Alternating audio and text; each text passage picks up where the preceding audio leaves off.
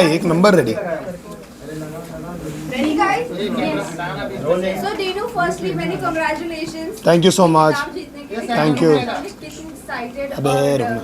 कितने कितना मजा आया आपने कैसी जर्नी रही है? बहुत ज़्यादा मज़ा आया यार. मैं तो पहले ही बोलता हूँ खतरों के खिलाड़ी बहुत कहाँ कहाँ दिखूँ. मतलब बहुत मज़ा आया. खतरों के खिलाड़ी में पहले ही बोलता हूँ कि बहुत ही टॉप में होने के बाद ही बहुत अंडररेटेड है, क्योंकि टीवी में जो हम लोग करते हैं उसका सिर्फ 2% दिखता है. और जो मज़ा आया वहाँ पर जाकर, तो ट्रॉफी लिफ्ट करना तो एक वो टिक था कि हाँ चीज़ें हो गई, लेकिन इट वाज अमेजिंग. बहुत ब्यूटीफुल एक्सपीरियंस था जो आपको कभी करने को नहीं मिलेगा. So I feel very blessed and happy and lucky. आपका कौन सा फेवरेट स्टंट रहा है उसके अंदर?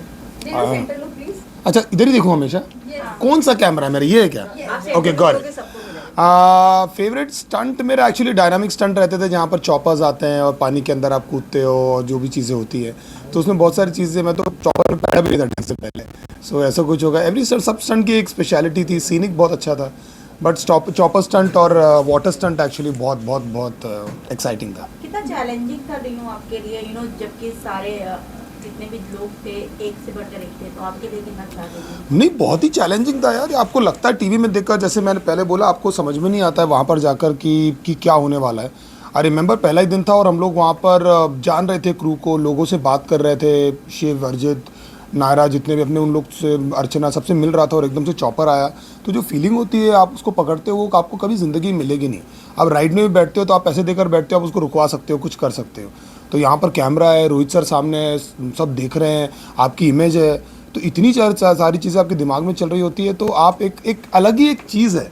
तो बहुत सारे लोग इसलिए स्टंट करने के बाद रोने लगते हैं और देख उनको साइलेंस चाहिए रहता है. वो बोलते हैं भाई मुझे 10 मिनट दे दे, मुझे थोड़ा सा बैठना है. तो वो एक बहुत डिफरेंट फीलिंग है, जहाँ पर आपने कभी ज़िंदगी में अपने आप को इतना पुश किया ही नहीं है.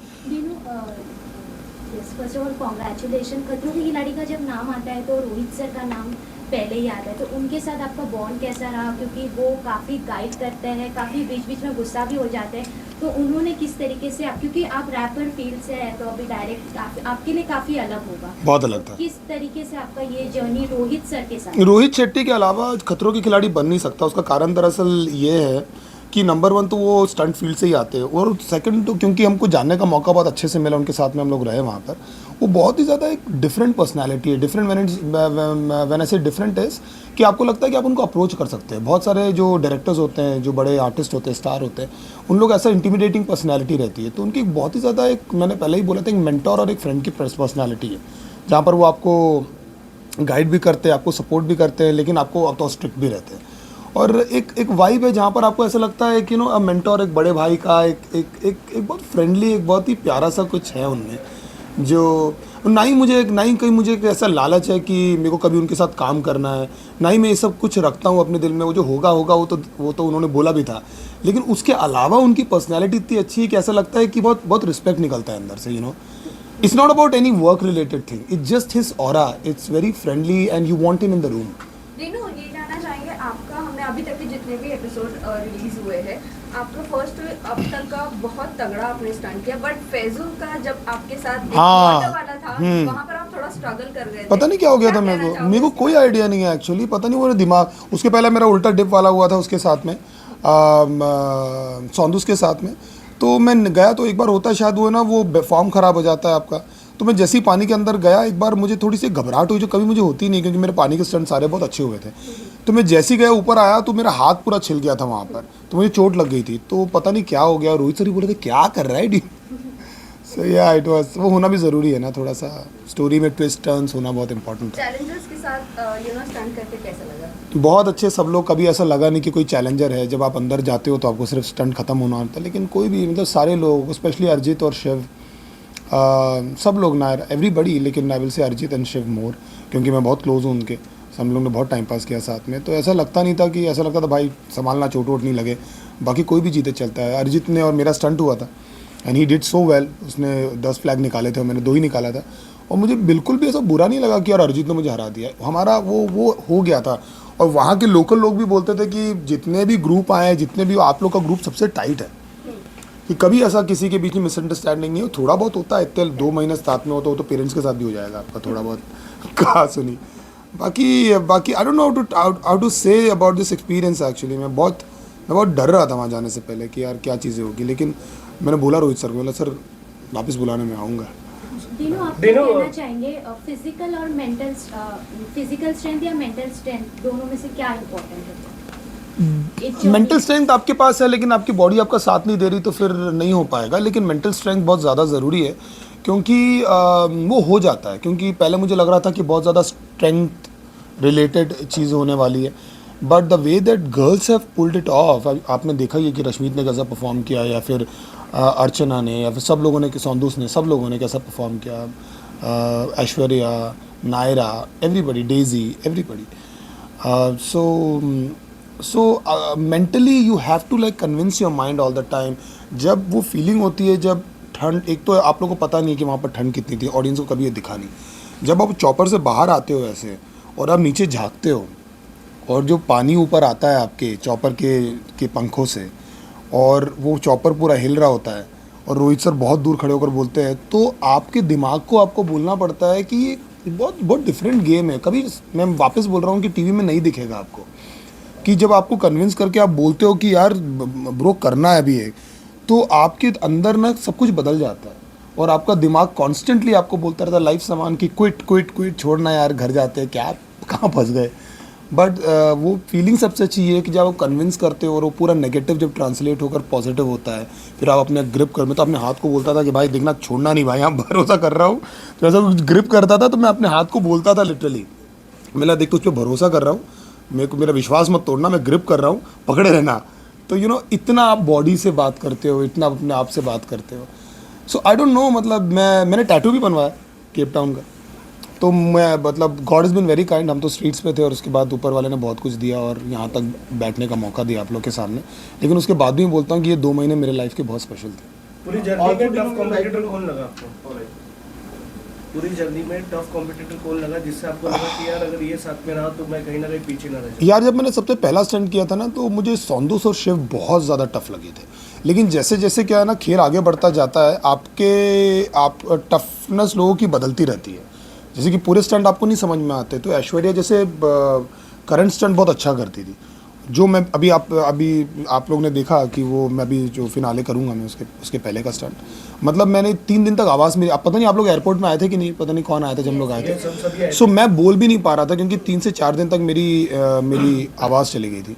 सो लेकिन ओवरऑल खतरों के सेकंड के बाद में मुझे पता लग गया था कि अर्जित विल डू इट। अर्जित मुझे बहुत स्ट्रांग लगता था, मुझे पता नहीं, वो सम रीज़न मुझे लगता था कि अर्चना बहुत कुछ कर देगी, वो कुछ कर देती थी, वो मस्ती करेगी, भैया कुछ करेगी, और जैसे स्टंट होता था वो कुछ कर देती थी अर्चना। तो बहुत अनप्रेडिक्टेबल, मतलब लोग बहुत वियर्ड थे, हाँ अनएक्सपेक्टेड थे। सौंदूस बहुत अनएक्सपेक्टेड थी, वो बोलती थी मैं डर रही हूँ रोएगी। आप लोगों ने देखा था जो डिप वाला स्टंट था उसके बाद भी। सो अलग, मतलब कुछ तो हो जाता था लोगों को, पता नहीं क्या क्या करते थे, मतलब तो या मतलब कुछ एरिया थे जहाँ पर मुझे मालूम था कि जैसे कि कुछ लोग नहीं तैर पाते हैं तो उसका मुझे बेनिफिट मिलेगा, या फिर रश्मित करती थी स्टंट तो उसको भी डर नहीं लगता था। सब ऑल सीजन्स में आप एक पहले रैपर रहे जी, जिन्होंने पार्टिसिपेट भी किया जी, और शो को विन भी किया, जी। तो कैसी है वो फीलिंग? अच्छी फीलिंग है यार। मैं तो अपना जब अभी मेरा जो लास्ट स्टंट हुआ था, अब मैं बहुत रोया मैं। वो जॉय भी था, वो एक सर्टिफिकेट भी था कि यू नो आप यहाँ तक पहुँचे। हम सब बाहर से आए ना, हम लोग सब कुछ ना कुछ करना चाहते हैं, तो ये सब चीज़ें सिर्फ ऐसे ट्रॉफी उठाने की नहीं होती, तो उसके साथ बहुत सारी ऐसी फीलिंग आ जाती है, यू नो बहुत सारा आपका सफ़र आ जाता है, आपकी जगह आ जाती है, तो बहुत वो आप डिस्क्राइब नहीं कर सकते, वो आप किसी को बता नहीं सकते, वो आपके अंदर चल रहा होता है, वो सब शुक्रिया बोल सकते हो ऊपर वाले का कि यार you know thank you for whatever is happening. Last 2 question. First, आपने जब रैपर में यू नो रैपर इंडस्ट्री में जब आपने hip hop hip industry hop industry में जब कदम रखा था, आपका पहला रैप था लूजर पर, वो पहला गाना, और आज यही मैं बोल रहा हूँ एक्चुअली, मैं वही बता रहा हूँ जी। ट्रॉफी उठाते हैं तो आपका सिर्फ एक ट्रॉफी नहीं होता है और कुछ वो नहीं होता है कि आप कहाँ से आ रहे हो और ज़िंदगी कितनी चेंज हो जाती है एकदम से। मतलब you know that I was just telling somebody that there was no money to pay rent, there was nothing, वहाँ से लेकर यहाँ पर, तो it makes you very humble, you know कि आप बहुत हम्बल फील करते हो कि यार कि क्या है, मतलब कुछ तो भी हो रहा है। तो केप टाउन में भी बहुत होता था मेरे साथ कि मैं ऐसे आता तो मैं सुबह निकल के हम लोग सेट पे पहुंचते थे तो हम लोग को स्टंट देखना अलाउड नहीं था। तो बिल्कुल स्ट्रिक्ट चलता है, कुछ भी रिक नहीं होता, कुछ ना देखने देते ना कुछ करने देते हैं। अगर कहीं जा रहे तो आंखों में पट्टी बांधते, मेरे को लग रहा था टाइम पास वो करेंगे लोग, ऐसा कुछ नहीं है भाई। उन लोग कुछ दिखने नहीं देते। तो पर्वत और को दिखता देखते बड़े बड़े वहाँ पर थे, तो ऐसा लगता था कि यार हम लोग बहुत छोटे हैं और हम बहुत छोटे काम कर रहे हैं ज़िंदगी में, मतलब बहुत ही छोटे हैं। तो वो फीलिंग हमेशा मुझे बहुत हम्बल रखती थी वहाँ पर, क्योंकि वहाँ पर सीनिक बहुत था। तो नेचर आप इतना बड़ा बड़ा देखते हो ना, इसलिए शायरियाँ निकलती वहाँ जाके, शायर बन जाते हो।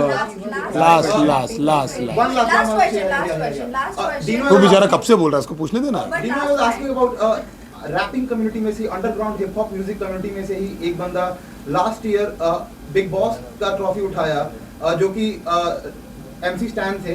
दोनों ही कलर्स के शो हैं, खतरों की खिलाड़ी साथ ही बिग बॉस भी। आपकी जानकारी में, आपके हिसाब से कौन से शो की ट्रॉफी उठाना ज्यादा बड़ी बात है, बिग बॉस या फिर कंट्रोवर्शियल सवाल पूछा तो कुछ नहीं यार, दोनों बहुत बड़े शो है और दोनों के लिए आपको कैरेक्टर चाहिए, दोनों के लिए आपके अंदर दम चाहिए।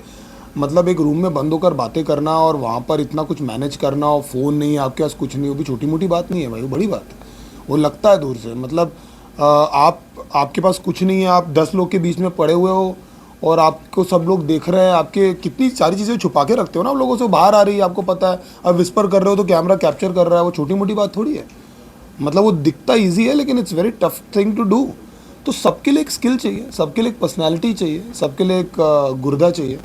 तो दोनों अपनी जगह, तभी वो शो दोनों इतने बड़े हैं। मतलब इंडिया के टॉप रियलिटी शो ही इसीलिए क्योंकि ये दोनों शो का नेचर ही ऐसा है कि कोई रेगुलर इंडिविजुअल वहाँ टिक नहीं सकता। खतरों में कोई नहीं आ सकता ऐसे मुंह उठा के, वैसे बिग बॉस में नहीं आ सकता कोई। आपको लगता है कि आप वहाँ पर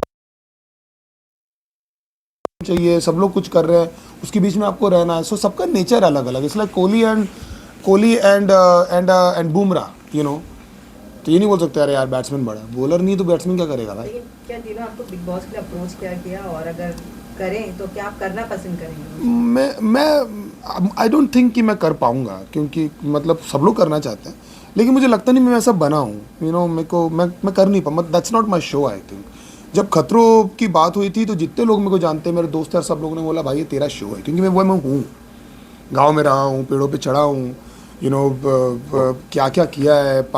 डैड के यहाँ पर जाते थे तो मैं आँख बंद करता था, मुझे बचपन याद आता था, तो क्या वहाँ एक पेड़ था और मॉम बोलती थी कि उसमें मत चढ़ा कर, मैं कितनी बार गिरा हूँ वहाँ से। तो वो सब मुझे लगता था कि यार, और बीच में लगता है तो कर लूँगा मैं। तो गॉड इज़ बीन काइंड, चीज़ें हो गई। लास्ट क्वेश्चन डीनो, आपने जब स्टंट आपके वहाँ पर जब शूट हो रहा था, आपने हिप हॉप बनाया था और वो स्टंट को देखकर, सो अभी जब आप ट्रॉफी जीतते हो तो आपने क्या हिप हॉप बनाया? क्या नहीं, मैंने कुछ बनाया नहीं ब्रो, मैंने कभी क्या गाना चाहोगे अपने फैंस के लिए या कुछ नहीं। I mean I don't no, मतलब एनी शायरी जो पहाड़ों से एक रैपिंग में अपने फैंस को मैसेज देना चाहते एक रैप बना दो।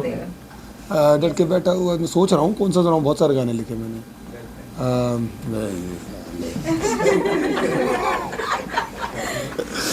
सोच रहा हूँ मैं, सोचने दो। डर के बैठा हुआ था मैं दिशा की नाव में और खींची चली जा रही थी गहरी नदी। डर के बैठा हुआ था मैं भैया बिन दिशा की नाव में और खींची चली जा रही थी गहरी नदी बहाव में। धरती नहीं थी पाव में, पूरी लाइफ लगी थी दाव पे, चिल्ला रहा था बस लाउड में, खोया रहता था पाव में। ताने नज़र आते थे लोगों के हर सुझाव में, मेरा माथा था तनाव में, बस रहता था दबाव में। फिर भी लेकर चलने लगा अपने सारे घाव में, फिर लड़ना नेचुरली आ गया मेरे स्वभाव में। Thank you guys. Thank you everyone. Thank you so much for all the love. Thank you.